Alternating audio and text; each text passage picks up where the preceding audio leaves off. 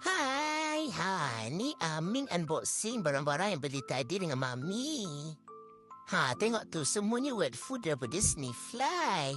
Ada flavor chicken tuna, ada flavor salmon. Macam-macam lah. Hihihi, rambang lah mata Amin.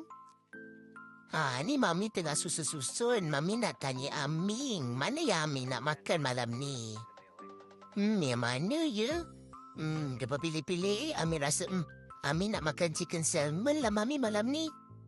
Rasa tekak ni craving pula nak makan salmon. Hihi. Tengok tu. Amin tak pandang dah kiri kanan. Tengok sup dia tu.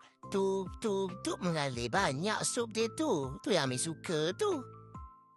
Okey, dah habis makan wet food. Mami bagi Amin makan freeze-dried lollipop ni pula. Yelah, mestilah Amin kena makan banyak. Kan kalori Amin dah hilang masa hiking tadi. So, sekarang ni Amin top up lah balik. Hihi. Tengok tu sampai habis lah Amin makan. Amin, habiskan ni sikit.